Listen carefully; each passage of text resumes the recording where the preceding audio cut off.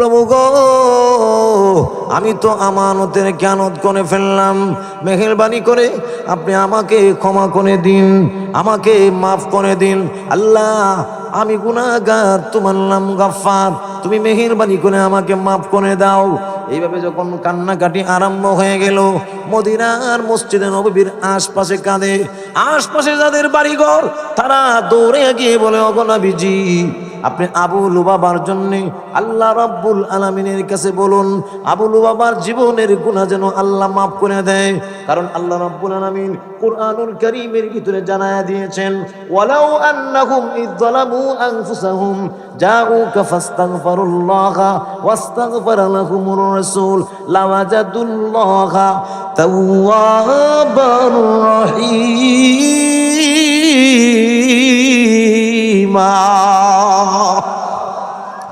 আল্লাহ রাব্বুল আলামিন বলেন, ওরে দুনিয়ার মানুষেরা, যদি তোমরা তোমাদের নফসের উপরে কোনো জুলুম করো, অন্যায় করে ফেলো, আর আমার নবীকে দিয়ে আমার কাছে যদি ক্ষমা চাওয়াইতে পারো, তাহলে লাওয়াজাদুল্লাহ তাওয়াবার রহিমা, তাহলে আমাকে তওবা কবুলকারী হিসাবে পাবে। তাই সাহাবায়ে কেরাম গিয়ে বললেন, ইয়া রাসূলুল্লাহ, ওগো আল্লাহর নবী, আবু লুবাবার জন্য আপনি একটু বলুন, আবু লুবাবার তওবা মহান আল্লাহ রাব্বুল আলামিন যেন কবুল করে নেয়। আল্লাহর নবী বলেন, আবু লুবাবা যদি আল্লাহর কাছ থেকে ক্ষমা আনতে পারে, তাহলে আমি নবীর কোনো অসুবিধা নাই। তবে আমি নবী আবু লুবাবার পক্ষে আল্লাহর কাছে বলবো না। অথচ আল্লাহর নবীর ইন্তেকালের পরেও অনেক দূর থেকে, উনি হলেন মদিনার অনেক দূর থেকে একজন সাহাবী, বেদুইন সাহাবী, গ্রাম্য সাহাবী, উনি আসলেন, এসে বলেন, ওগো আল্লাহর নবী রাহমাতুল লিল আলামিনের খুঁজে এসেছে। এসে মদিনার মধ্যে জিজ্ঞাসা করে, আল্লাহর নবী কোথায় বসেন আমাকে দেখায় দেন, কারণ আমি আমার নফসের উপরে এমন জুলুম করেছি, নবীর কাছে আমি দোয়া চাওয়াইতে চাই। একথা বলার সাথে সাথে হযরতে আলী রাদিয়াল্লাহু আনহু আল্লাহর নবীর রওজা দেখায়া বলেন, রে আশিকে রাসূল, তুমি কি জানো না আল্লাহর নবী দুনিয়া থেকে চলে গেছেন? একথা বলার পরে সে কাঁদতে আরম্ভ করলো আর বলতে লাগলো, আহারে, আমি আল্লাহর নবীর ইন্তেকালের সংবাদটা পাইলাম না। একথা বলে বলে যখন কান্দে, হযরতে আলী বলেন, এই তো আল্লাহর নবী এই রওজায়ে আতহারের মধ্যে ঘুমায় আছেন। হযরতে আলী রাদিয়াল্লাহু আনহু এই কথা শুনে ওই সাহাবী দৌড়ে গেছে। ওনার নাম হলো মুহাম্মদ ইবনে হারব আল হেলালি রাদিয়াল্লাহু তাআলা আনহু। উনি রওজায়ে আতহারের পাশে গিয়া কাঁদতে লাগলেন আর বললেন, ওগো নবীজি, আমি বহুদূর গ্রাম এলাকা থেকে এসেছিলাম আপনার কাছে, আপনাকে দিয়া মহান আল্লাহর কাছে আমি একটু দোয়া চাওয়াবো, তওবা করব, কিন্তু আমার কি বদনসিব, আপনি নবীকে দেখার সৌভাগ্য আমার হইল না। এইভাবে যখন কাঁদতেছে, হঠাৎ করে শুনতে পায় রওজায়ে আতহারের ভিতর থেকে আওয়াজ আসে, ও মুহাম্মদ ইবনে হার আল হেলালি, আর কাঁদতে হবে না, তোমার জন্য আমি মহান আল্লাহর পক্ষে, তোমার জন্যে আমি মহান আল্লাহ রাব্বুল আলামিনকে বলেছি। মহান আল্লাহ রাব্বুল আলামিন বলেছেন, তোমার জীবনের তওবা, তোমার জিন্দেগীর সব গুনাহ মহান আল্লাহ ক্ষমা করে দিয়েছে। أفحسبتم أنما خلقناكم عبثا وأنكم إلينا لا ترجعون।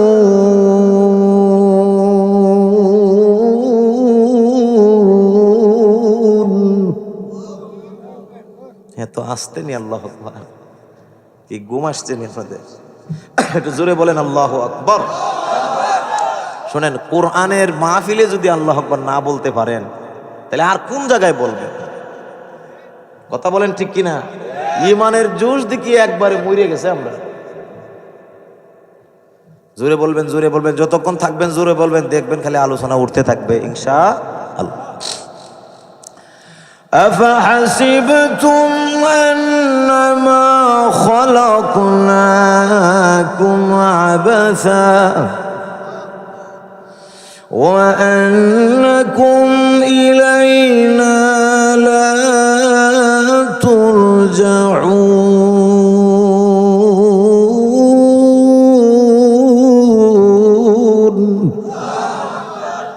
আল্লাহ আমাদেরকে প্রশ্ন করেন, তোমরা কি মনে করো অনার্থক অকারণে আমি তোমাদেরকে বানিয়েছি? আল্লাহ জবাব দিয়েছেন, ওয়ামা খালাকতুল জিন্না ওয়াল ইনসা ইল্লা লিয়াবুদুন।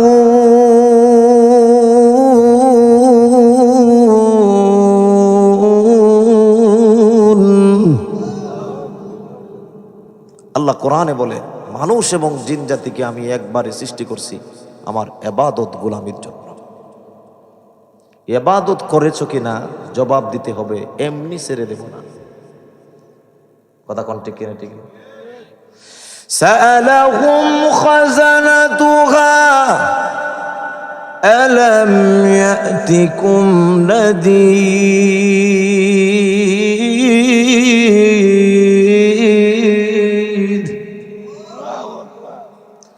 ও দুনিয়াবাসী, সাআলাহুম খাযানাতুহা, বলো তোমাদের কাছে আমি মহান আল্লাহ রাব্বুল আলামিনের কথা বলার জন্য নবী রাসূল যান নাই? কথা বলেন না, গেছেন নবী রাসূল আইছেন না? আল্লাহ রাব্বুল আলামিন বলেন, বলো তোমাদের কাছে আমার দাওয়াত পৌঁছায়া দেওয়ার জন্য নবী রাসূল যান নাই? যুগে যুগে অসংখ্য অগণিত নবী রাসূল আল্লাহ পাঠিয়েছেন। সর্বশেষে আল্লাহ রাব্বুল আলামিন এমন একজন নবী দুনিয়ায় প্রেরণ করেছেন, উনি হচ্ছেন গোটা পৃথিবীবাসীর জন্য রহমত। সাআলাহুম খাযানাতুহা আলাম ইয়াতিকুম নাযীর।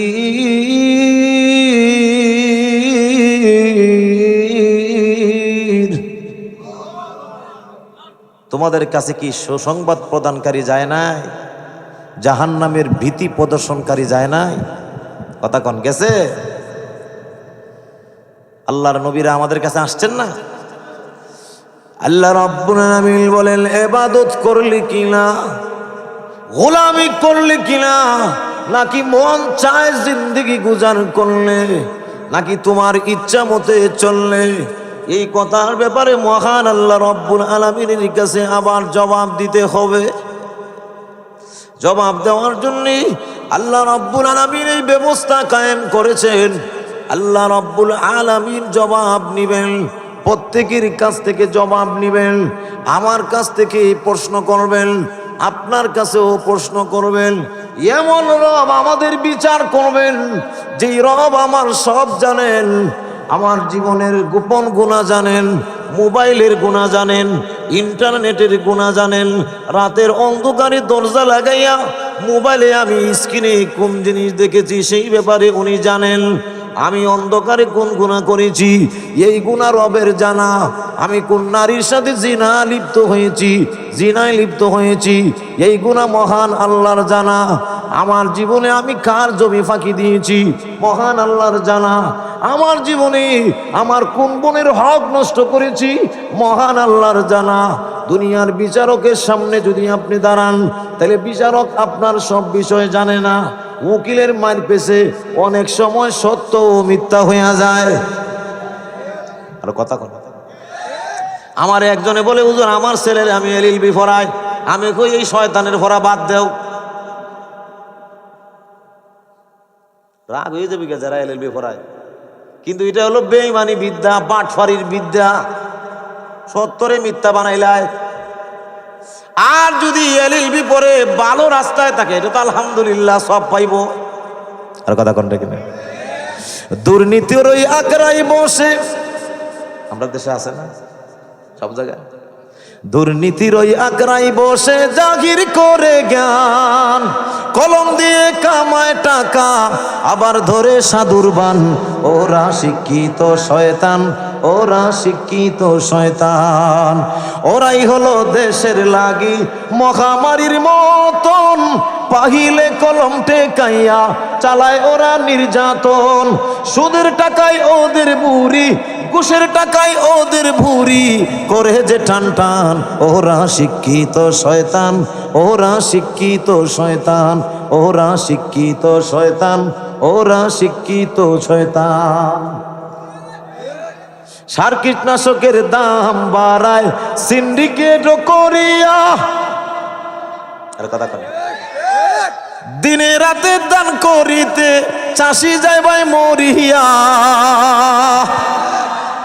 কথা কোন ঠিক না ঠিক না? সার কীটনাশকের দাম বাড়ায় ওরা সিন্ডিকেট করিয়া, সার কীটনাশক কিনতে গিয়া আমার চাষি যায় মরিয়া। কিনতে তার 12টা বাজে। কথা কোন ঠিক না? একবারে 120 কেজি সার আলুর মাঠে বুনছে 1 বিঘায়, অথবা 200 কেজি, কিন্তু আলু বেচে 5 টাকা কেজি। আর বগুড়ার চাষিরা এখন গান বানছে, ও ইউনুস তুমি বলে দাও আলু কার। ওই কথা কোন ঠিক না? বাইরে আমার রাত অনেক গভীর, ডালে বামে আলোচনা লম্বা করার সময় নেই। আমার প্রাণের ভাইয়েরা লক্ষ্য করে কথাগুলো শুনবেন। আল্লাহ রাব্বুল আলামিন তোমার জীবনের সব জানেন, তোমার সব গুনাহ আল্লাহর জানা আছে, সব আল্লাহ জানে। জীবনে যা করেছো সব আল্লাহ জানে। আমার জীবনে আমি যা করেছি সব মহান আল্লাহ জানে।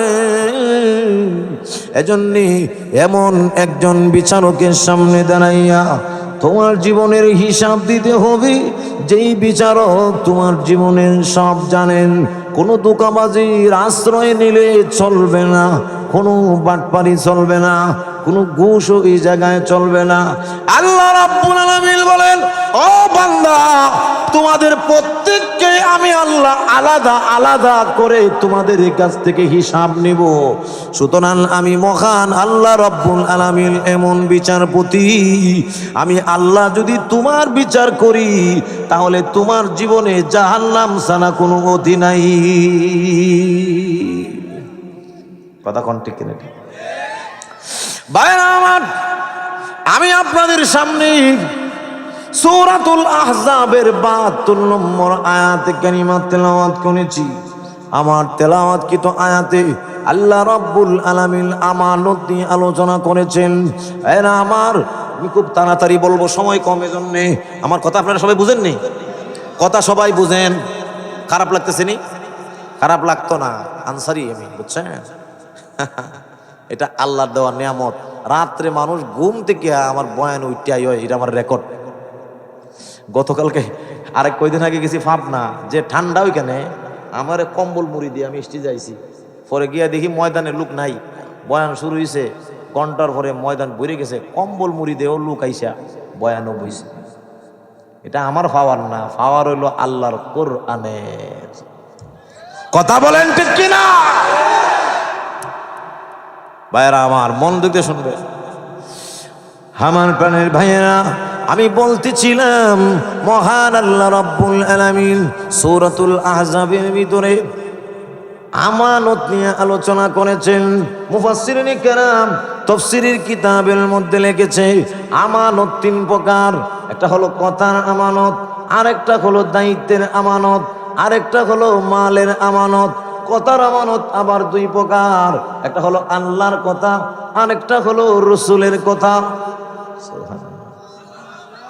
ভাইরা আমার, এই 3টা হলো আমানত: কথার আমানত, মালের আমানত, দায়িত্বের আমানত। আমানত কত বড় দামি জিনিস! আল্লামা আশরাফ আলী থানভী রহমতুল্লাহ আলাইহি বলেন, কেউ যদি তোমার সাথে কথা বলে আর যদি ডানে বামে তাকায় তাহলে বুঝতে হবে এই কথাটাও আমানতের অন্তর্ভুক্ত।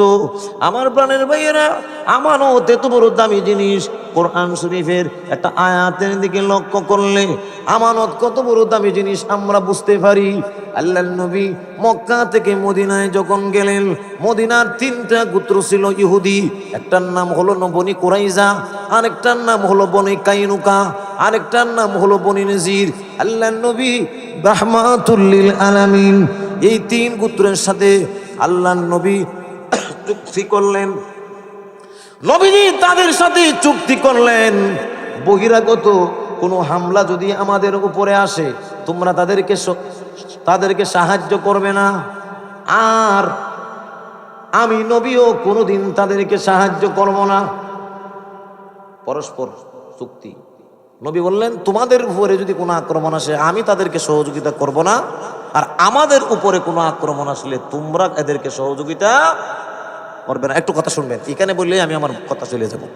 মনে রাখবেন, আমি কিন্তু আমানতের মধ্যে থাকবো। আল্লাহর রাসূল সাল্লাল্লাহু আলাইহি ওয়াসাল্লাম মদিনায় যখন আরামে আছেন, কিছু লোকের তো আরামে কেউ থাকতো এটা দেখলে ওর ভালো লাগে না। আর জোরে কোন কথা ঠিক না? ঠিক না? আর মোল্লা আরামে থাকবে এটা দেখলে তো চুলকানি আরাম হয়ে যায় গিয়ে আরো 15 দিন আগ থেকে। কারণ নাইলে দুনিয়ার সব জায়গার বেতন বাড়ে, ইমামের বেতন কেন বাড়ে না? আমি এটার আগামাথা খুঁজে পাই। কথা কোন ঠিক না? ঠিক না? এবার মিছিল হয়, আমাদের দাবি মানতে হবে, ইমামের বেতন কমাইতে হবে। আপনাদের এলাকায় কেউ আমার কিছু কইছে না, আমি তো ঘরে বড় টাইম পাইছি না। আমি স্টেজও ভাবি না যে ইমাম সাহেব মনে কইয়ে দিচ্ছে, ইমাম সাহেব কথা কওয়ার টাইমও পাইছে না। কথা কোন ঠিক না? ঠিক না? নবীজি আরামে আছেন, বেঈমানদের এটা বরদাস্ত হচ্ছে না। এরা আল্লাহর নবীরে মদিনা থেকে উৎখাত করে দেওয়ার জন্য একটা দল গঠন করছে। তন্মধ্যে 4000 সৈন্য প্রস্তুত করছে। এদের মধ্যে 1000 সৈন্য ছিল, এক একজনে 1000 লোকের সাথে মোকাবিলা করতে পারে। বুঝছেন নি?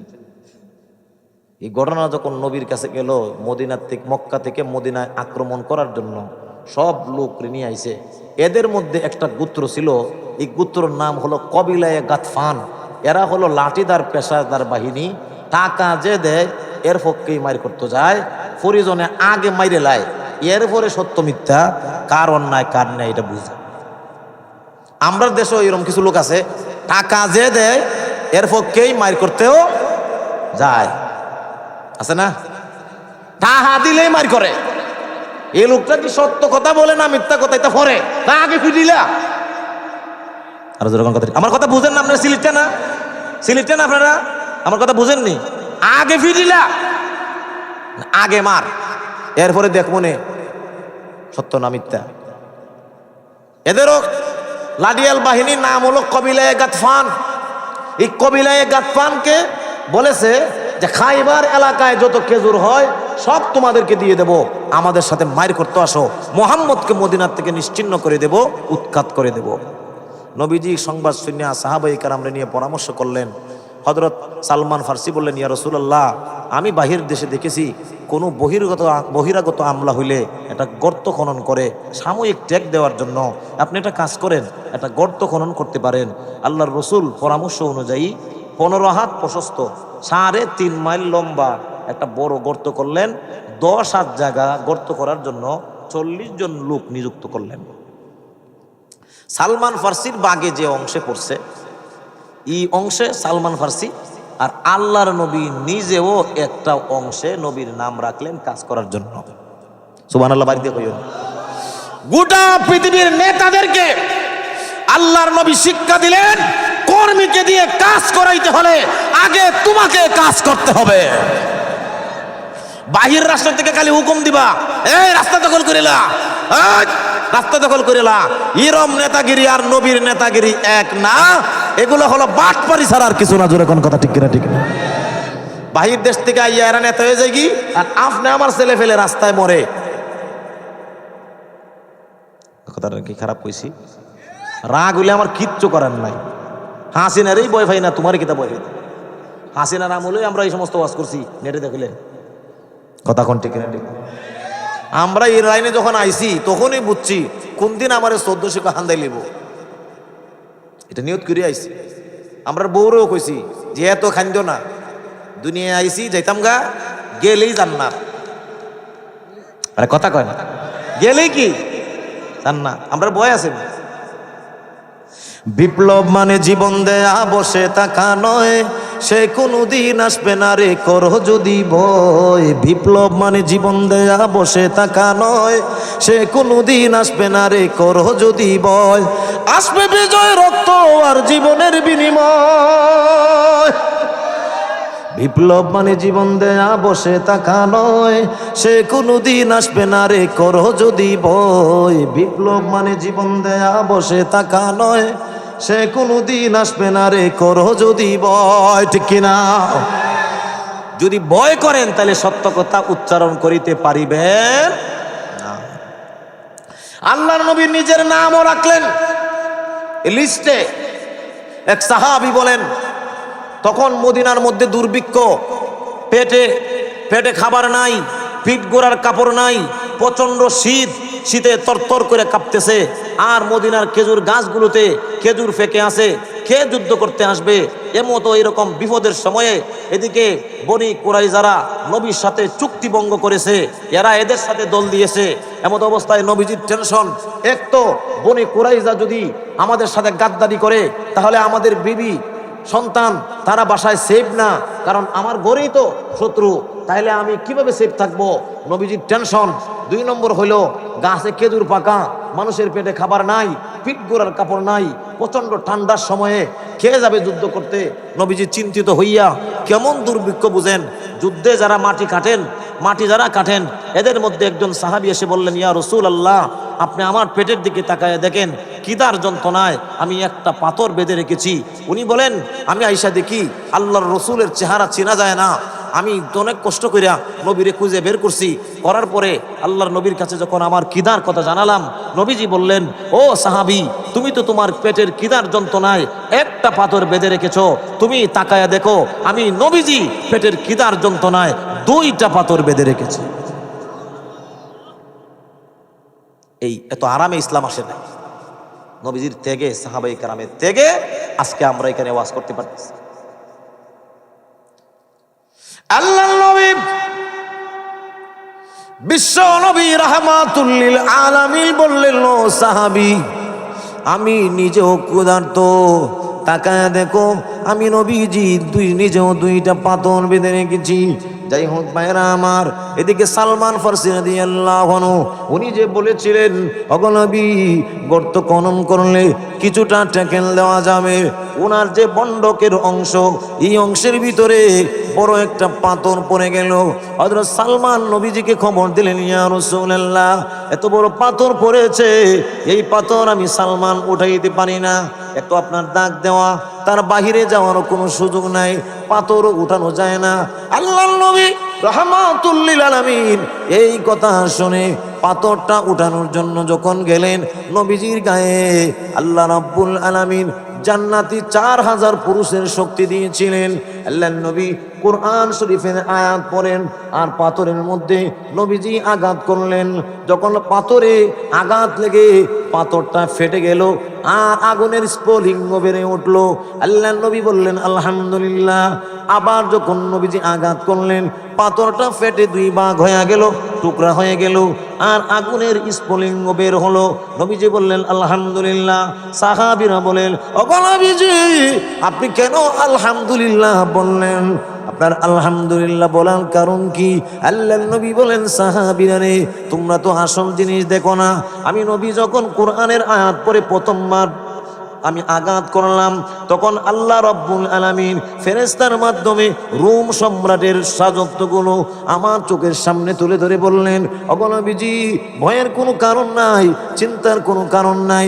আমি আল্লাহ রাব্বুল আলামিন আপনাকে জানাইয়া দিলাম, খুব শীঘ্রই রোম সম্রাটের ক্ষমতা নাস্তানাবুদ হয়ে আপনার উম্মতের পায়ের নিচে এসে যাবে। দ্বিতীয়বার যখন আমি আঘাত করলাম, এমনি জিবরাইল পারস্য সাম্রাজ্য তুলে ধরে বললেন, ওগো নবীজি, চিন্তার কোনো কারণ নাই, এই পারস্য আপনার উম্মতের পদতলে চলে আসবে, মানে পায়ের নিচে চলে আসবে। বেঈমানরা একথা শুনে বলে, পেট গোড়ার কাপড় নাই, পেটে খাবার নাই, আর গাছে খেজুর পেকে আছে, তাদের কোনো জনবল নাই, তারপরে এমন কথা কেমনে মুহাম্মদ বলে? অট্টহাসিতে ফেটে পড়লেন। কিন্তু আল্লাহ রাব্বুল আলামিন এই যুদ্ধে মুসলমানদেরকে বিজয় দিলেন। বিজয়টা কেমন দিলেন? যারা ওই যে একজনে 1000 সৈন্যের মোকাবেলা করতে পারে, এদের মধ্যে একজনের নাম হলো আমের ইবনে আব্দে উদ। আমের ইবনে আব্দে উদ, এই আমের ইবনে আব্দে উদ 15 হাত প্রশস্ত গর্ত লাফ দিয়া ওই পার এসে গেছে। এসে বলে, ও মুহাম্মদ, তোমাদের সাথীরা না বলে জিহাদের ময়দানে মৃত্যুবরণ করলে জান্নাত নসিব হয়ে যাও, একজন আসো আমি তাকে জান্নাতে পাঠাই। আল্লাহর নবী বলেন, কে আসো? আমের ইবনে আব্দে উদ নামক বেয়াদবের শাস্তি দেওয়ার জন্য। এই কথা বলার সাথে একজনে হাত উঠতে করলো। আল্লাহর নবী বলেন, তোমার হাত নামাও। আল্লাহর নবী বললেন, আর কে আছে? আবারও উনি হাত তুললেন। আল্লাহর নবী বলেন, বারবার তুমি হাত তুলো। ও আলী, তুমি কি তাকে চিনো? তার নাম হলো আমের, তার বাবার নাম হলো আব্দে উদ। সে এত বড় পালুয়ান, একজনই 1000 লোকের সাথে মোকাবিলা করতে পারে। তুমি তরুণ মানুষ, বারবার হাত উত্তোলন করে কেন? হযরত আলী রাদিয়াল্লাহু আনহু বলেন, ওগো আল্লাহর নবী, আপনি মন ঘাবড়ায়েন না। আপনি যদি দোয়া করেন আর মহান আল্লাহ রাব্বুল আলামিনের সাহায্য যদি আমার সাথে থাকে, তাহলে 1000 সৈন্য লাগবে না। আমি আলী আমের ইবনে আব্দে উদের জন্য একাই যথেষ্ট। ভাইরা আমার, আল্লাহর নবী রাহমাতুল লিল আলামিন ওই আমের ইবনে আব্দে উদকে প্রতিহত করার জন্য যখন আলী রাদিয়াল্লাহু আনহুকে অনুমতি দিয়ে দিলেন, অনুমতি দেওয়ার পর আমের ইবনে আব্দে উদ যখন আসলো, ডাক দিয়ে বলে, ও আলী, তোমার আসার দরকার নাই, তোমার এলাকার অন্য কোনো লোককে পাঠাও। কারণ তুমি আমাদের বাড়ি, তোমার বাড়ি আমার বাড়ি মক্কায়, মদিনার এক একটারে পাঠাও। হযরত আলী বলেন, মুসলমান অনার্থক কথা বলে না, তোমার যে কাজ তুমি কাজ আরম্ভ করো। হযরত আলীকে আমের ইবনে আব্দে উদ বলে, আপনি আগে আরম্ভ করেন। হযরত আলী সুস্পষ্টভাবে জানায়া দিলেন, রে আমের, মুসলমানরা কোনদিন কারো বিরুদ্ধে আগে অস্ত্র ধারণ করে নাই। মুসলমান সব সময় আগে নির্যাতিত হয়েছে, পরে মুসলমান প্রতিহত করেছে। তুমি আগে আমাকে আক্রমণ করো, আমি প্রতিহত করব। এরপরে আমি যখন তোমাকে আক্রমণ করব, তোমার ক্ষমতা থাকলে তুমি তা ফিরাইও। আমের ইবনে আব্দে উদ কথা শোনার পর এত জোরে তরবারি দিয়ে আঘাত করেছে, ঢাল সামনে ধরেছে আলী, ঢাল 2 ভাগ হয়ে গেছে। তারপরে তরবারির আঘাতটা হযরতে আলীর পাগড়ির উপরে লেগেছে, পাগড়ির পেঁচ কেটে ওনার মাথার অংশেও কিছু লেগেছে, ওনার দাড়ি, চেহারা এবং শরীর রক্তে রঞ্জিত হয়ে গেছে। হযরতে আলী রাদিয়াল্লাহু আনহু বলেন, আমের, এবার আমি তোমাকে আক্রমণ করব, তোমার ক্ষমতা থাকলে তুমি তা ফিরাবে। এই কথা বলে হযরতে আলী নারে তাকবীর, আল্লাহু আকবার বলে আমেরের উপরে যখন আক্রমণ করে, 100 মানুষের সাথে মোকাবেলা করে নেওয়া লাগে, এত জোরে স্পিডে তরবারির আঘাত লেগেছে। আমের যেভাবে আপনারা খাট কুড়াল দিয়া সেরি করেন, আমের ওইভাবে সেরির মতো 2 ভাগ হয়ে গেছে। ভাইরা আমার, খেয়াল করে শুনেন, লক্ষণীয় বিষয় হলো, এদিকে মনোযোগ দেন। আল্লাহ রাব্বুল আলামিনের সাহায্য মুসলমানদের সাথে এড হইয়া মুসলমানদেরকে বিজয় দিয়ে দিলেন। এই বলা আমার উদ্দেশ্য না। আমার উদ্দেশ্য হইল, আল্লাহর নবী যুদ্ধ থেকে যখন ফিরত আসেন, আল্লাহ রাব্বুল আলামিন ফেরেশতা পাঠালেন।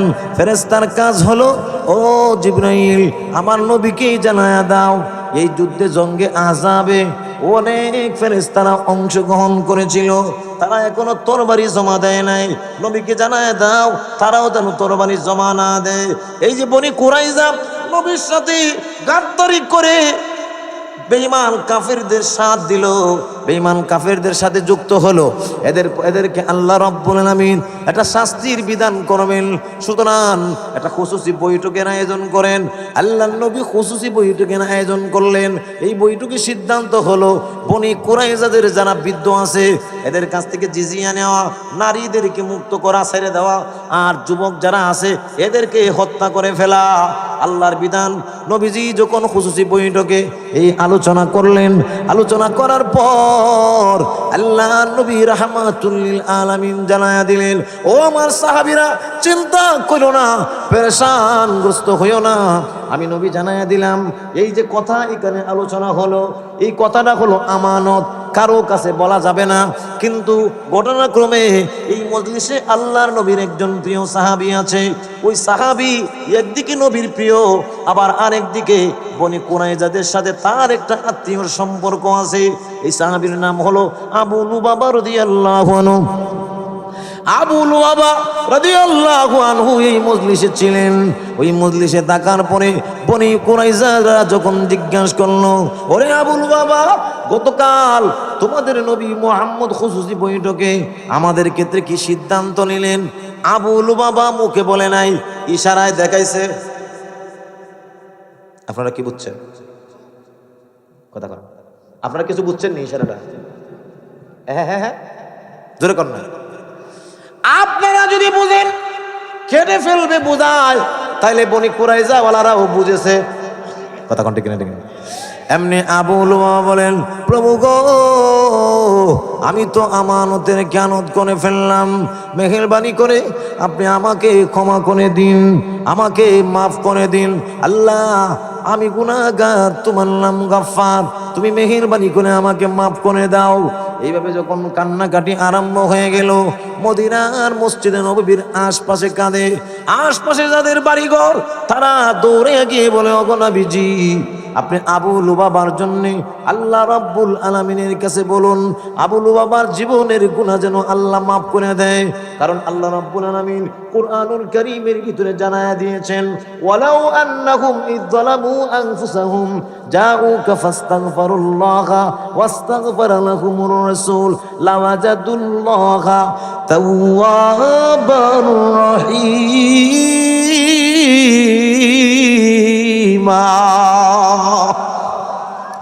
আল্লাহ রাব্বুল আলামিন বলেন, ওরে দুনিয়ার মানুষেরা, যদি তোমরা তোমাদের নফসের উপরে কোনো জুলুম করো, অন্যায় করে ফেলো, আর আমার নবীকে দিয়ে আমার কাছে যদি ক্ষমা চাওয়াইতে পারো, তাহলে লাওয়াজাদুল্লাহ তাওয়াবার রহিমা, তাহলে আমাকে তওবা কবুলকারী হিসাবে পাবে। তাই সাহাবায়ে কেরাম গিয়ে বললেন, ইয়া রাসূলুল্লাহ, ওগো আল্লাহর নবী, আবু লুবাবার জন্য আপনি একটু বলুন, আবু লুবাবার তওবা মহান আল্লাহ রাব্বুল আলামিন যেন কবুল করে নেয়। আল্লাহর নবী বলেন, আবু লুবাবা যদি আল্লাহর কাছ থেকে ক্ষমা আনতে পারে, তাহলে আমি নবীর কোনো অসুবিধা নাই। তবে আমি নবী আবু লুবাবার পক্ষে আল্লাহর কাছে বলবো না। অথচ আল্লাহর নবীর ইন্তেকালের পরেও অনেক দূর থেকে উনি হলেন মদিনার অনেক দূর থেকে একজন সাহাবী, বেদুইন সাহাবী, গ্রাম্য সাহাবী। উনি আসলেন, এসে বলেন, ওগো আল্লাহর নবী রাহমাতুল লিল আলামিনের খুঁজে এসেছে। এসে মদিনার মধ্যে জিজ্ঞাসা করে, আল্লাহর নবী কোথায় বসেন আমাকে দেখায় দেন, কারণ আমি আমার নফসের উপরে এমন জুলুম করেছি, নবীর কাছে আমি দোয়া চাওয়াইতে চাই। এই কথা বলার সাথে সাথে হযরতে আলী রাদিয়াল্লাহু আনহু আল্লাহর নবীর রওজা দেখায়া বলেন, রে আশিকে রাসূল, তুমি কি জানো না আল্লাহর নবী দুনিয়া থেকে চলে গেছেন? এ কথা বলার পরে সে কাঁদতে আরম্ভ করলো আর বলতে লাগলো, আহারে, আমি আল্লাহর নবীর ইন্তেকালের সংবাদটা পাইলাম না। এ কথা বলে বলে যখন কান্দে, হযরতে আলী বলেন, এই তো আল্লাহর নবী এই রওজায়ে আতহারের মধ্যে ঘুমায় আছেন। হযরতে আলী রাদিয়াল্লাহু আনহুর এই কথা শুনে ওই সাহাবী দৌড়ে গেছে। ওনার নাম হলো মুহাম্মদ ইবনে হারব আল হেলালি রাদিয়াল্লাহু তাআলা আনহু। উনি রওজায়ে আতহারের পাশে গিয়া কাঁদতে লাগলেন আর বললেন, ওগো নবীজি, আমি বহু দূর গ্রাম এলাকা থেকে এসেছিলাম আপনার কাছে, আপনাকে দিয়া মহান আল্লাহর কাছে আমি একটু দোয়া চাওয়াবো, তওবা করব, কিন্তু আমার কি বদনসিব, আপনি নবীকে দেখার সৌভাগ্য আমার হইল না। এইভাবে যখন কাঁদতেছে, হঠাৎ করে শুনতে পায় রওজায়ে আতহারের ভিতর থেকে আওয়াজ আসে, ও মুহাম্মদ ইবনে হারব আল হেলালি, আর কাঁদতে হবে না, তোমার জন্য আমি মহান আল্লাহর পক্ষে, তোমার জন্য আমি মহান আল্লাহ রাব্বুল আলামিনকে বলেছি। মহান আল্লাহ রাব্বুল আলামিন বলেছেন, তোমার জীবনের তওবা, তোমার জিন্দেগীর সব গুনাহ মহান আল্লাহ ক্ষমা করে দিয়েছে। রোজার ভিতর থেকে সাহাবীর জন্য দোয়া করে, আর জিন্দা আছে কিন্তু মনে করেন তার জন্য দোয়া করে না। তাইলে এর দ্বারা কি বুঝলেন, নবী খুশি না অসন্তুষ্ট? বাইরে আমার, মুহাম্মদ ইবনে হারব আল হেলালির জন্য আল্লাহ নবী রওজায়ে তাহারের ভিতর থেকে দোয়া করেন, কিন্তু আবু লুবাবার জন্য বলে না। কেন? আমানতের খেয়ানত করলো। আমানতের খেয়ানত কবিরা গুনার মধ্যে। আল্লাহর নবী বলেন, লা ঈমানা লিমান লা আমানাতা লাহু, যার ভিতরে আমানতদারি নাই তার ভিতরে ঈমান নাই। মুহাদ্দিসিনে কেরাম বলেন, একবারে বেঈমান বলা যায় না, একথা বলতে পারেন পরিপূর্ণ মুসলমান নয়। ভাইরা আমার, কথার আমানত, মালের আমানত, দায়িত্বের আমানত, যাকে যে দায়িত্ব দেওয়া হয়েছে এই দায়িত্বটাও আমানত। মনে করেন আমি হলাম স্কুল কলেজের মাস্টার সাহেব, আমার যাওয়ার কথা স্কুলে 10টায়, গেছি আমি 11টায়, হাজিরা 10টায়। আমি হলাম মৌলানা সাহেব, আমার হাজিরা হইল 10টায়, আমি আইছি 11:30টায়। এটাও আমানতের কথা কন না। আমি আনসারি সাহেবের হাজিরা 11টায়, আইছি 12:30টায়, এটাও আমানতের খেয়ানত। মিয়া, যেটা কোরআনের কথা বলা লাগবে, আমার বিরুদ্ধে গেলেও খাওয়া লাগবে কি লাগবে। তবে আমারটা হলো মাজুরি, মানে আমি নিজে ইচ্ছা করে করছি না, এজন্য মাফের আশা আছে। কথা কোনটা কি?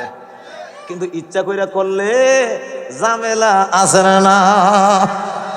মনে করেন আমি হুজুর সাহেব, আমার মাদ্রাসার ক্লাস 10টায়, আমি আইছি 11টায়, কিন্তু স্বাক্ষর 10টায়, এটাও আমার ভাই নরেন না কথা শেষ দেব। আমার ভাইয়েরা আমার, এটাও আমানতের খেয়ানত। লক্ষ্য করে শুনবেন, আল্লাহর নবী আমানতের খেয়ানত করার কারণে এতটা রাগান্বিত হয়ে গেলেন। আল্লাহর নবী আবু লুবাবার জন্য বলে না। এই অবস্থা যত চলতে লাগলো, আবু লুবাবা এমন তেগি সাহাবী, উনিও হাল ছেড়ে দেওয়ার পাত্র নয়। একদিন চলে গেল, খানা দানা বন্ধ করে দিয়েছি, এবার পানি দিলে পানি গ্রহণ করে না, খানা দিলে খানা গ্রহণ করে না। মদিনার পিলারের সাথে ওনার হাত দুইটা নিয়ে বেঁধেছে, বেঁধে ডাক দিয়ে বলে, আল্লাহ তুমি গফুরুর রহিম, তুমি রহমানুর রহিম, হয়তো মাপ দাও, না হলে জীবন যাবে। এর আগে কোনো কিছু খানা পিনা আমি গ্রহণ করব না। এই অবস্থা যখন চলতে লাগলো, একদিন চলে গেল, কোনো বিধান নাজিল হয় নাই। 2 নম্বর দিন চলে গেল, এই অবস্থায় কোনো বিধান নাজিল হয় নাই। 3 নম্বর দিন চলে গেল, কোনো বিধান নাজিল হয় নাই। 4র্থ দিনের দিন উম্মে সালমা রাদিয়াল্লাহু আনহার ঘরে আল্লাহর নবীর কাছে আয়াত নাজিল হয়ে গেল, ইয়া আইয়ুহাল্লাযীনা আমানু লা তাকুনুল্লাহা ওয়ার রাসূল। ওগো নবীজি, আপনি ঈমানদারদেরকে জানায়া দেন, তারা যেন আল্লাহ এবং তোর রাসূলের সাথে খেয়ানত না করে, তারা যেন আল্লাহর সাথে খেয়ানত না করে, তারা যেন রাসূলের সাথে খেয়ানত না করে। ওগো নবী, এও জানায়া দেন, আবু লুবাবার তওবা মহান আল্লাহ কবুল করে নিয়েছে। এবার উম্মে সালমা রাদিয়াল্লাহু আনহা বলেন, ইয়া রাসূলুল্লাহ, আপনি অনুমতি দিলে আবু লুবাবারে সংবাদটা দিয়ে আসি। 3 দিন দিয়ে কিছু খায় না। আমি বলতাম, তখনও পর্দার বিধান নাজিল হয় নাই। এবার আল্লাহর নবী বলেন, ঠিক আছে, তার আত্মীয়রা সংবাদ দিয়ে দাও। আবু লুবাবার আত্মীয়দেরকে বলা হইল। হওয়ার পরে আবু লুবাবা জানলেন। জানার পরে আবু লুবাবা বলে, রশ্মির বাঁধ কোলে না। লোকেরা জিজ্ঞেস করে, আল্লাহ খুশি হয়েছে, কোরআনের আয়াত নাজিল হয়েছে, হাতের রশ্মির বাঁধ কোলো না কেন? কয়, আল্লাহ খুশি হয়েছে বুঝতে পেরেছি, নবীজি খুশি হয়েছেন কিনা আমি এখনো জানি না। সুবহানাল্লাহ দূরে করেন না। নবীজি যতক্ষণ খুশি হইয়া আমার রশ্মির বাঁধ না খুলবে, এতক্ষণ পর্যন্ত আমি রশ্মিতে কাউকে হাত দিতে দেব না। আল্লাহর নবী পরবর্তীতে খুশি হইয়া গিয়ে বলে, ওরে আবু লুবাবা, তুমি আল্লাহকে খুশি করেছ, সুতরাং আমি নবী কি নারাজ থাকতে পারি? বাইরে আমার, আমি বলতেছিলাম, আমানতের খেয়ানত করা এটা জঘন্যতম অপরাধ। এই অপরাধের জন্য আল্লাহর নবী পর্যন্ত তার জন্য সুপারিশ করে না। অথচ আমাদের সমাজে একটা কথা যদি কাউকে আপনি বলেন, ভাই এই কথাটা কাউকে বলবেন না, তাইলে আপনি বলে বাড়ি যাওয়ার আগে আগেই মহল্লার সবে জানিলায়। শুধু তাই না, কিছু কিছু মানুষ এমনও আছে, কথাটা বলেই এই জন্যে যাতে করে তামাম এলাকায় সংবাদ প্রচার করে দেয়। আমাদের সমাজে এমন মানুষ আছে, তারা মনে করেন বলে আমি এই করব, আমি সেই করব, কিন্তু পরে যা যা বলে মন্ত্রী হইলেও তা করতে পারবে না। কথা কোন ঠিক না? পারবো নি? এগুলা কি তা বাটপারি? এটা কয় সিয়াসি ওয়াদা, মানে নির্বাচনী মিথ্যা ওয়াদা। এটাও কেন ঠিক না বেটি? কথাটা কোন ঠিক না বেটি? আমারে যেখানে আমি ধরে লিছি, আপনারা আমি ছাড়বো না। আরে কথা কন, আমার কথাই আমি কইছি যে আমার কেন হয়ে গেছে কি, তা আপনারা আমি ছাড়বো? আরে কথা কন, আমার কথা আমি কইছি কি না? তাহলে ভাইরা আমার, লক্ষণীয় বিষয় হলো আমানতের খেয়ানত করা। এটা হলো কবিরা গুনার মধ্যে অন্যতম। কথার আমানত, খবরদার, মালের আমানত, দায়িত্বের আমানত, মালের আমানত। একজন যদি আরেকজনের কাছে মাল রাখে তাহলে এই মালের খেয়ানত করা এটাও আমানতের খেয়ানতের অন্তর্ভুক্ত। ভালো করে মনে রাখবেন, ভালো করে, খুব ভালো করে কথাটা মনে রাখবেন। কথার আমানতের মধ্যে দুইটা আমানতের কথা বলেছিলাম। একটা হলো আল্লাহর পক্ষ থেকে আমানত, আরেকটা হলো রসুলের পক্ষ থেকে আমানত। কিয়ামতের কঠিন ময়দানে আল্লাহ রাব্বুল আলামিন ডাক দিবেন। সর্বপ্রথমে লৌহে মাহফুজকে আল্লাহ রাব্বুল আলামিন জিজ্ঞাসা করবেন, ও লৌহে মাহফুজ, আমি আল্লাহর কোরআন কোথায়? লৌহে মাহফুজ বলবে, ওগো প্রভু, আর জিব্রাইল নিয়ে গেছে। জিব্রাইলকে জিজ্ঞাসা করা হবে, ওরে জিব্রাইল, আমার কোরআন তুমি কোথায় নিয়ে গেছো? জিব্রাইল বলবে, ওগো নবীজি, জিব্রাইল বলবে, ওগো আল্লাহ, আমি ওই কোরআন নিয়ে আপনার বন্ধুর সিনায় কোরআন জমা রেখেছি। নাযালা বিহির রূহুল আমিন আলা কলবিকা, আই কলবি মুহাম্মাদুর রাসূলুল্লাহ। আমি নবীজির সিনার মধ্যে কোরআন আমানত রেখেছি। এই কথা বলার সাথে সাথে আল্লাহর নবীকে জিজ্ঞাসা করা হবে, ওগো আল্লাহর নবী, কোরআনের আমানত আপনার সিনায় রাখা হয়েছিল, এই কোরআনের আমানত কোথায়? আল্লাহর নবী এবার বলবেন, ও আল্লাহ, আমি যেদিন দুনিয়া থেকে চলে আসি আমার 100 লাখ সাহাবায়ে কেরাম তাদের সামনে আমি কোরআনের আমানত এবং হাদিসের আমানত দিয়ে আসলাম। আল্লাহর নবী বিদায় হজ্জের ভাষণে বলেন, ও আমার উম্মতেরা, আমি চলে যাই, কিন্তু তোমাদেরকে জানায়া যায় তোমরা পরস্পর হানাহানি করবে না, তোমরা পরস্পর মারামারি করবে না, তোমরা পরস্পর একজন আরেকজনের বেইজ্জত করবে না। খবরদার, ছোটদেরকে স্নেহ করবে, বড়দেরকে মহাব্বত করবে, শ্রদ্ধা করবে। আল্লাহর নবী বলেন, খবরদার, তোমরা উম্মতের ভিতরে দলাদলি করবে না। আল্লাহর নবী আরো বলেন, ভালো করে মনে রাখবেন, তোমরা কোনো অন্য ধর্মের কোনো কাউকে গালি দিবে না, কারণ তারা অজ্ঞত বশত তোমার রবকে নিয়েও গালি দেবে।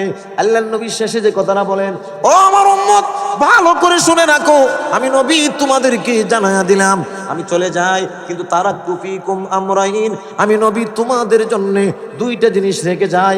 লান তাদিল্লু মা তামাসসাকতুম বিহিমা কিতাবাল্লাহ ওয়া সুন্নাত রাসূলি। আমি চলে যাই, কিন্তু তোমাদের জন্য দুইটা জিনিস রেখে যাই। একটা হলো আল্লাহর কোরআন, আরেকটা হলো নবীজির হাদিস। ও প্রভু, আমার 100 লক্ষ সাহাবায়ে কেরামের সামনে আমি ওই দিন আমি আল্লাহ আপনার কোরআনকে আমার উম্মতের সিনার মধ্যে আমানত রেখেছি। কথাটা নবীজি বলতে শেষ হয়ে যাবে। এবার আল্লাহর নবীকে আল্লাহ রাব্বুল আলামিন বলবেন, ওগো দুষ্ট, আপনার উম্মতের কাছে যেহেতু আপনি আমানত রেখে এসেছিলেন, এবার উম্মতে মুহাম্মদীকে জিজ্ঞাসা করা হবে, ও উম্মতে মুহাম্মদীরা, তোমাদের সিনায় আল্লাহর নবী কোরআনের আমানত রেখেছিলেন, তাড়াতাড়ি লাইনে দাঁড়ায়া জবাব দাও। লাইনে দাঁড়াও, আমানতের জবাব দাও, কোরআনের আমানত। যেই মাত্র এই কথা বলবেন, কোরআনের আমানতের জবাব দাও, বলতে দেরি হবে, গোটা হাসর মাঠটা তরতর করে কাঁপতে দেরি হবে না। উম্মতেরা লাইনে দাঁড়ায় যাবে। আল্লাহ রাব্বুল আলামিন কোরআনে বলেন, কিয়ামতের কঠিন ময়দানে প্রত্যেক নফস, মানুষ বলেন অথবা জিন, এমনকি ফেরেশতা পর্যন্ত লাইনে দাঁড়ায় যাবে। আল্লাহ রাব্বুল আলামিন এতটা রাগান্বিত হবেন, আল্লাহ রাব্বুল আলামিনের রাগ দেখে জিব্রাইল পর্যন্ত লাইনে দাঁড়ায় যাবে। তুফাস তাফসীরের কিতাবে মুফাসসিরিনে কেরাম লেখেন, জিব্রাইল আল্লাহর আরশে আজিমের পায়া ধরে দাঁড়ায় থরথর করে কাঁপতে থাকবে। আর নবী রাসূলুল্লাহ পর্যন্ত কোনো আওয়াজ নাই, সবাই লাইনে দাঁড়ায় যাবে। উম্মতে মুহাম্মদীরা লাইনে দাঁড়ানো, উম্মতে মুহাম্মদীকে জিজ্ঞাসা করা হবে, কোরআনের আমানতের জবাব দাও। এই কথা বলার সাথে সাথে আল্লাহর নবী তাকায় দেখে উম্মতেরা কোরআনের আমানতের জবাব দিতে পারবে না। আল্লাহর নবী বলেন, ও প্রভু, আমাকে যদি একটু অনুমতি দেন। আমাকে অনুমতি দিলে আল্লাহর নবী বলবেন, ও আমার দোস্ত, আপনাকে কথা বলার অনুমতি দিলাম, আপনি কথা বলেন, তবে আমি জানতে চাই গো, আপনি এখন কি বলবেন? আল্লাহর নবী বলেন, ও আল্লাহ, আমি আমাদের সকলের আব্বা আদম আলাইহিস সালামের কাছে যাব। আদম নবীর কাছে গিয়ে বলবেন, ও আদম নবী, এইখানে লাইনে দাঁড়ায় আছে, সকলেই আপনার সন্তান আর তারা হলো আমার উম্মত। আপনি আল্লাহর কাছে বলুন, আল্লাহ আমার উম্মত, আমার সন্তান মাফ করেন। আমি বলবো, আল্লাহ আপনি আমার উম্মত মাফ করেন। আপনার দরখাস্ত যদি মঞ্জুর হয়, আপনার সন্তান তথা আমার উম্মত মাফ পাবে। আর আমার দরখাস্ত যদি মঞ্জুর হয়, আমার উম্মত তথা আপনার সন্তান মাফ পাবে। শুধু আমাদের দেশেও কথা একরকম, কথা মূল একটা, কিন্তু ভাষাটা ভিন্ন রকম। মনে করেন এক লোক তার বিবির সাথে মারামারি করিয়া বলল, সন্তানদেরকে বলল, তোমরা তোমাদের নানার বাড়ি যাও, আমি আমার শ্বশুর বাড়ি যাই। বউরে বলল, তুমি তোমার বাবার বাড়ি যাও। জাগা কয়টা? আর কথা কয় না, নানার বাড়ি যাও, বাপের বাড়ি যাও, শ্বশুর বাড়ি যাই, জাগা কটা? কথা ঠিক না বেটি? ঠিক তেমনি ভাবে কথা একটা, কিন্তু দুই রকমে। নবীজি বলতে বলবেন, আদম নবী আল্লাহকে বলেন, আল্লাহ আমার সন্তানকে ক্ষমা করে দিন। আমি বলবো, প্রভু গো আমার উম্মতকে ক্ষমা করে দিন। আপনার দরখাস্ত যদি মঞ্জুর হয়, তাহলে আল্লাহ রাব্বুল আলামিন যদি আপনার দরখাস্ত মঞ্জুর করে, তাহলে আমার উম্মতি ক্ষমা পাবে। আর আমার দরখাস্ত মঞ্জুর হলে আপনার সন্তান ক্ষমা পাবে। আদম নবী বলে, ও মুহাম্মদ, আজকে আমি আল্লাহর সামনে কথা বলতে পারবো না। আল্লাহর নবী ব্যর্থ হইয়া ফিরে যখন আসবেন বরাক্রান্ত হৃদয়, আল্লাহর নবী ডাক দিয়ে বলবেন, ও প্রভু, বাবা হইয়া সন্তানের দায়িত্ব ছেড়ে দিয়েছে, আমিও পারলাম না নবী হইয়া উম্মতের দায়িত্ব ছেড়ে দিতে। ওই যে লাইনে দেখো যারা দাঁড়ায় আছে, এদের ভিতরে এমন মানুষও আছে যারা আপনাকে দেখে নাই, আপনার কোরআনকে দেখে নাই, কিন্তু জীবনে কোরআনকে ধারণ করেছে। রাত 2টা পর্যন্ত এই সিলেটের গোপীনাথপুরে এরা সারা 2টা পর্যন্ত বসে বসে কোরআনের মহাব্বত দেখিয়েছে। শুধু তা না, কোরআনটাকে হালাল বলেছে, হালাল বলে মেনেছে, কোরআনটাকে হারাম বলেছে, হারাম বলে মেনেছে। আল্লাহ এই মানুষগুলোকে রেখে জান্নাতে যাই কেমনে? যখন মাত্র এই কথা বলবেন, আল্লাহ রাব্বুল আলামিন বলবেন, ওগো নবী, এখন আমি বিচারের কাজ আরম্ভ করতে চাই না। কারণ বিচারের কাজ যদি আরম্ভ করি, তাহলে দেখবো নাপাকের তৈরি মানুষ হইয়া আমার বিরুদ্ধে তারা কেমনে চললো। আমি আল্লাহ নাই অনেকে বলেছে, অনেকে আমাকে গালিগালাজ করেছে। আল্লাহ রাব্বুল আলামিনের নবী বলবেন, ওগো প্রভু, সব আমলনামা দেখতে হবে না, শুধু একটা আমলনামা আপনি দেখেন। ওই আমলনামা যদি আপনার পছন্দ হয় তাহলে দেখবেন, না হলে আপনি বাদ দিয়ে দিয়েন। আল্লাহর নবী আবু বকর সিদ্দিকের আমলনামাটা যখন পেশ করবেন, আল্লাহ রাব্বুল আলামিন আবু বকরের সিদ্দিকের আমলনামাটা যখন সামনে আসবে, আর তাফসীরের কিতাবের মধ্যে লেখে আল্লাহ রাব্বুল আলামিনের রাগ গুসা ঠান্ডা হয়ে যাবে। আল্লাহ রাব্বুল আলামিন এবার বলবেন, ওগো নবীজি, কোরআনে আজকে যাকে বলবে জান্নাতে যাবে, কোরআন আমি এই দায়িত্ব কোরআনের উপরে ছেড়ে দিয়েছি। এবার কোরআন বলবে, আল্লাহ অমুকে আমার কিছু কথা মেনেছে, হারাম যা আমার মান্না চলছে, হালাল যা এগুলো মান্না চলছে। আবার কোরআনে অনেকের ব্যাপারে বলবে, আল্লাহ আমি তার বাড়িতে ছিলাম, জীবনে একদিন ওই এক ওয়াক্ত পরে নাই। আল্লাহ টেলিভিশন পরিষ্কার করছে, তার কাপড় সপ্তাহে 7 বার, আর আমার কাপড়ে একবারে ময়লা আবর্জনা পরে আসিল, কোনোদিন বউরে কয় নাই কোরআন শরীফের গিলাপটা একটু ধুইয়া দাও। কথা কন না, আর জোরে কয় না। কোরআন মনে দেখতেছেন, দেখতেছেন, দেখতেছে আল্লাহর কালাম, আপনি কি চোখ নাই মনে করতেছেন? বাইরে আমার, কোরআন এমন এক জিনিস, কোরআন হলো আল্লাহর অংশ, নবী হলেন আল্লাহর দুস্ত। এবার আপনারা বলেন, অংশ দাম না দুস্ত দামি? কোরআন দাম, ব্যাখ্যা বিশ্লেষণ আছে, কিন্তু কোরআন হলো মেইন। কোরআন যতটা ঝগড়া করবে, আল কুরআনু হুজ্জাতুল্লাহ আলাইকা, আল্লাহর রাসূলে বলেন কোরআন হলো কিয়ামতের ময়দানে এমন ভাবে আল্লাহর সাথে কথা বলবে, কোন নবী রাসূলও এইভাবে কথা বলতে পারবে না। এবার কোরআন অনেককে ধরে আনবে, এনে বলবে, আল্লাহ এদেরকে আপনি ক্ষমা করেন। আল্লাহ রাব্বুল আলামিন বলবেন, ও কোরআন যাদেরকে ধরে এনেছো এদের মধ্যে অপরাধী আছে, কিন্তু কোরআনের মহাব্বত তাদের সিনায় দেখা যায়। কোরআনের কি হক আছে? কয় কোরআনের হক হলো আপনি কমসে কম জানা কোরআন শরীফ পড়তে পারেন, দৈনিক পত্রিকা পড়তে পারেন 12 পৃষ্ঠা, কোরআন পড়তে পারেন না 1 পৃষ্ঠা।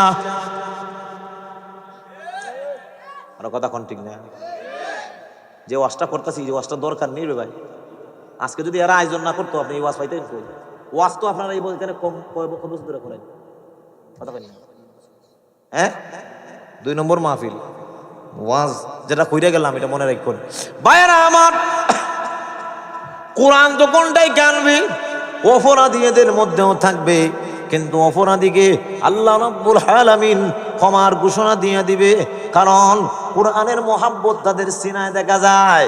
কোরআনের মহাব্বত যদি কারো সিনায় থাকি আল্লাহ রাব্বুল আলামিন তাদের ক্ষমা করে দিবে। কোরআনের মহাব্বত সিনায় কেমনে থাকবে?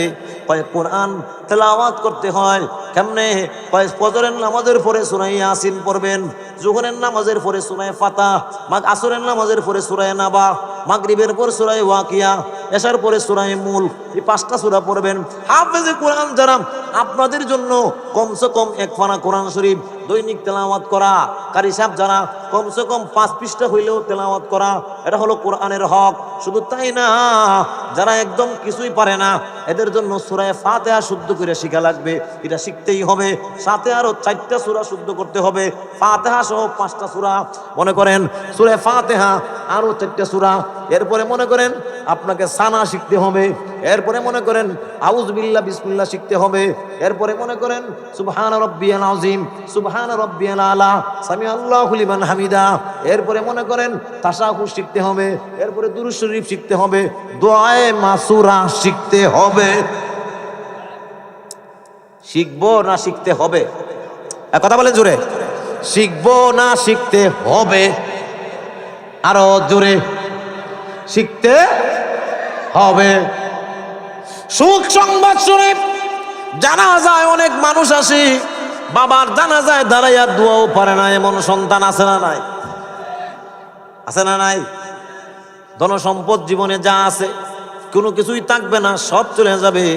ঢাকা শহরে আমি মিরপুর 1-এ জুম্মা পড়াই, ওখানে আমার মাদ্রাসা, ওই এলাকাতে আমি যেখানে থাকি এর পাশেই বিরাট বড় এক শিল্পপতি মারা গেছে। মারা যাওয়ার পরে জানা যায় আমার হুজুররা গেছে, যাওয়ার পরে শিল্পপতি মনে করেন দীর্ঘদিন নামাজ পড়ে নাই। মসজিদের ইমাম সাহেব ডাক দিয়ে বলল, এর দীর্ঘদিন এই এলাকায় আসছি, সে একদিনও নামাজ পড়ে নাই, এরকম বেনমাজির নামাজ আমি পড়াইতে পারবো না।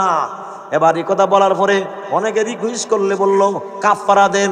কাফারা কিন্তু নামাজের বিনিময় না, মানুষের দিলে ভয় ঢুকানোর জন্য কাফারা। এবার কাফারা হিসাব করছে, তখনের সময়ে 6 লাখ হইছে, এখন হইলে 22 লাখ 30 লাখ 50 লাখ হইতো।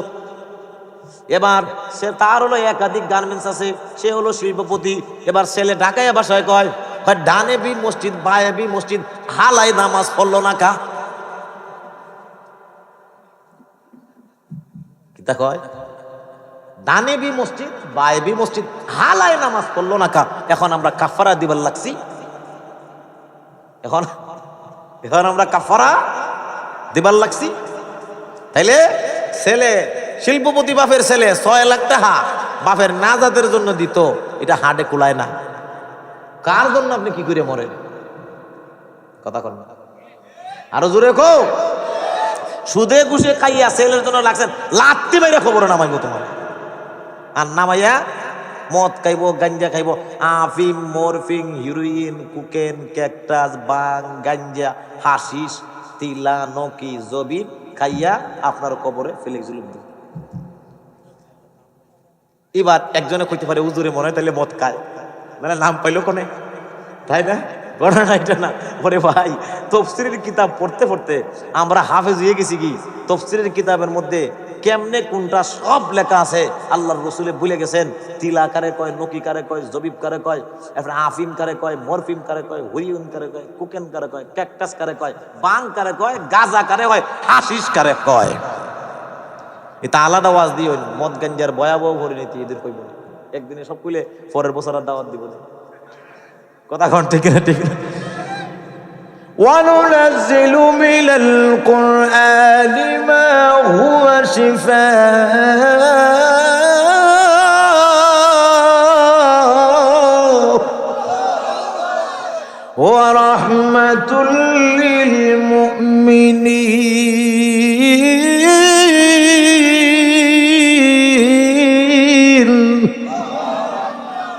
জোরে কন্যা আল্লাহু আকবার।